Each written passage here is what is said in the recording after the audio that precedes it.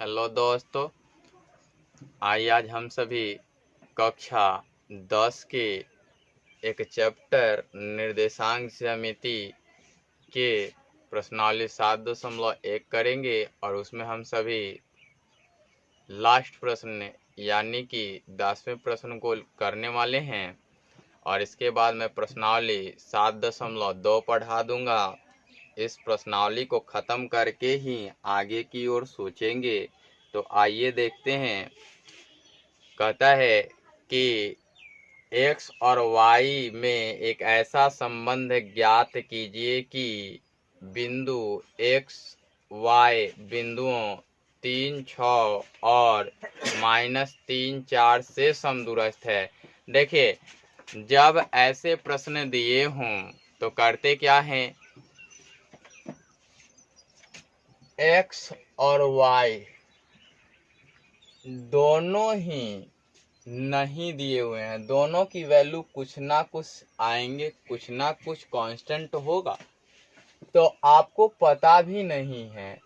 तो इस प्रकार के प्रश्नों को सॉल्व करने के लिए इक्वेशन बनता है और इक्वेशन सॉल्व करना सीखना पड़ता है। तो आप सभी ध्यान रखेंगे कि शुरू से अंत तक वीडियो देखें और समझें। आप अगर मेरे चैनल पर नए आए हैं तो बगल में लाल बटन है सब्सक्राइब लिखा हुआ, उसको दबाएं और उसी के बगल में बेल आइकन होता है जो 3 तरह के होते हैं। सबसे ऊपर में खुला हुआ घंटे होगा, उसको दबाएं। आइए लिखते हैं कि 10 नंबर हल दी गई बिंदुएं, मान लेता हूं दी गई बिंदुएं क्या है, P 3, 6 है और Q -3, 4 है, जो कि है ना R X Y से समदूरस्थ है ना, से समदूरस्थ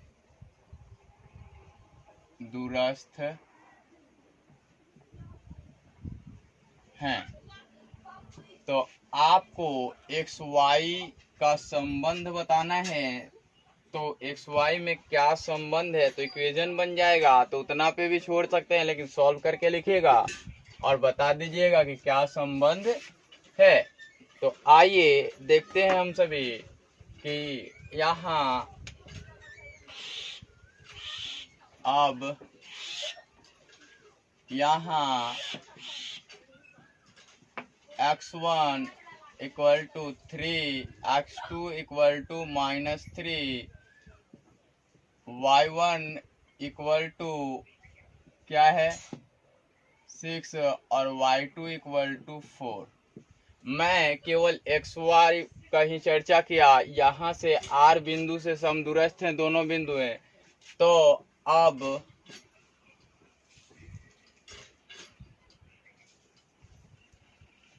प्रश्नानुसार चलेंगे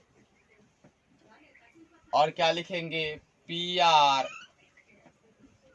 और बराबर करके लिखेंगे QR।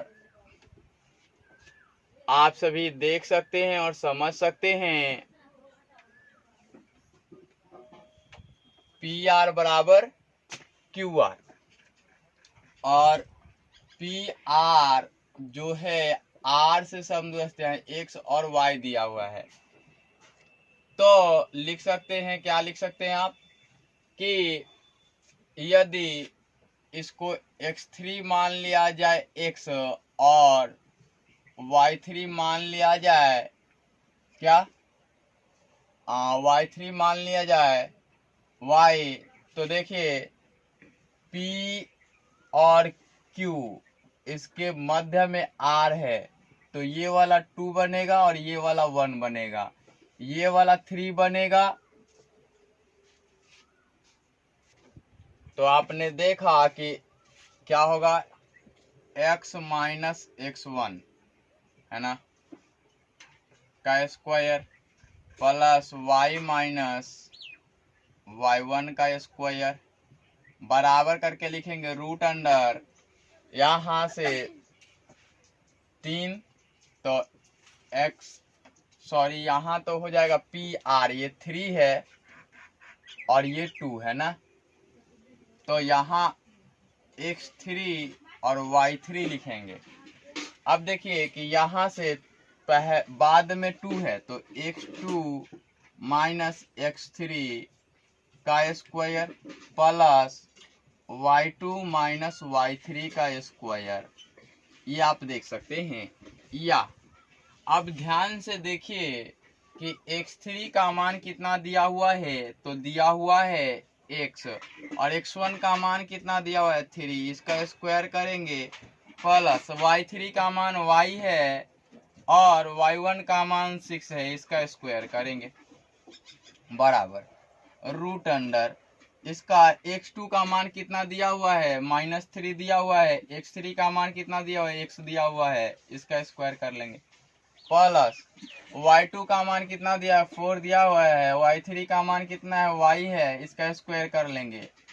अब ध्यान से देखिएगा कि दोनों तरफ अगर स्क्वायर कर दें, वर्क कर दें, तो क्या मिलेगा x माइनस 3 का स्क्वायर प्लस y माइनस 6 का स्क्वायर,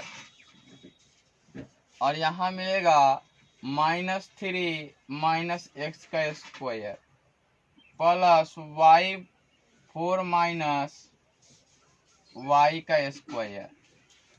अब ध्यान से देखिएगा कि क्या बनने वाला है, तो आप बनाएंगे तो इधर से देखिए इस x वाले को इधर लेके चले आते हैं और y वाले को उधर लेके चले जाते हैं, तो x माइनस 3 का स्क्वायर हो जाएगा माइनस -3 माइनस x का स्क्वायर हो जाएगा बराबर 4 माइनस y का स्क्वायर हो जाएगा और माइनस y माइनस 6 का स्क्वायर हो जाएगा। अब इम्प्लीमेंटेशन कीजिए applying to a square minus b square, तो हो जाएगा x माइनस 3 और एक बार ऐड करना है तो -3 माइनस x ऐड कर लिया हमने, और एक बार सब्ट्रैक्ट करना है तो x माइनस 3 सब्ट्रैक्ट करना है -3, यहाँ लिखूं मैं इधर से ही x माइनस 3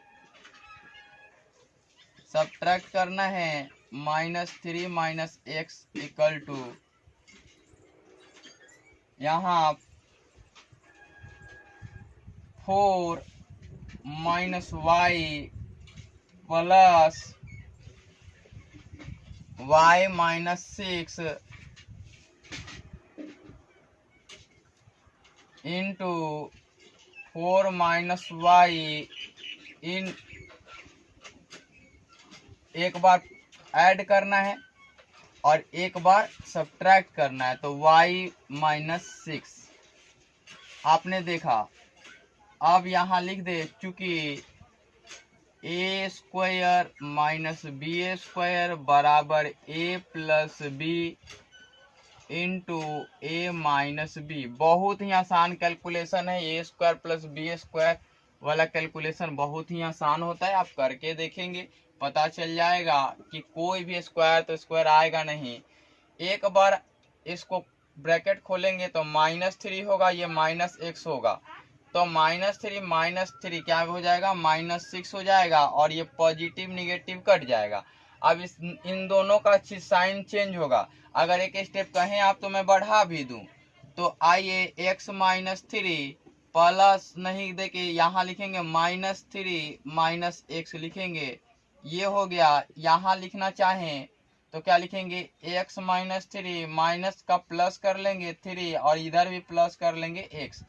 आप ध्यान से देखिए कि यहाँ y के ये है 4 minus Y plus Y minus 6। अब ये ब्रैकेट बंद कर लीजिए। फिर यहाँ देखिए ये चीज यहाँ बगल में करके लिख लेते हैं, A square minus B square equal to A plus B into A minus B. आप देख रहे होंगे। अब ध्यान से देखिए यहाँ कि 4 माइनस वाई, और इसका साइन बदलेगा तो माइनस वाई और प्लस 6 हो जाएगा। ध्यान से देखिए यहाँ भी। अब ये x से x कैंसिल आउट हो जाएगा, यहाँ 3 से 3 कैंसिल आउट हो जाएगा, यहाँ y से y कैंसिल आउट हो जाएगा, यहाँ y ऐड हो जाएगा। तो आएगा क्या अब आपके पास -6, और यहाँ आ जाएगा 2x आ जाएगा। और यहाँ शायद यहाँ विजिबल नहीं है तो आइए मैं इधर लिख देता हूँ। यहाँ से -6x हो जाएगा, 6 और 2x हो जाएगा, इक्वल टू दे के लिखेंगे। यहाँ से +4 -6 तो -2 हो जाएगा। अब देखिए कि यहाँ +4 और +6 +10 हो जाएगा और -2y, तो अंदर की ओर होगा 10 + 2y। अब ध्यान से देखिए कि 2 3 6 माइनस से माइनस कैंसिल आउट। अब इधर होगा जो 6x हो जाएगा और इधर जो होगा 10 + 2y होगा। अब देखिए कि यहाँ से भी 2 कॉमन है, तो सबसे पहले 6x लिखें और इधर लेके आए 2y हो जाएगा इक्वल टू 10 हो जाएगा। अभी इक्वेशन नहीं बना। फिर आए देखें तो 6x यहाँ से 2 कॉमन ले लेंगे तो x माइनस y आएगा और यहाँ आ जाएगा 10, यहाँ 3 हो जाएगा और यहाँ 5 हो जाएगा। क्यों? क्योंकि 2 से भाग लगाएंगे इसमें भी, 2 से भाग लगाएंगे इसमें भी, तो 3 दूना 6 होता है, 3 हो जाएगा। यहाँ भाग लगाएंगे तो 5 हो जाएगा। तो इसलिए 3x minus Y equal to 5, यही आपका आंसर होगा। आप सभी देखेंगे और समझेंगे।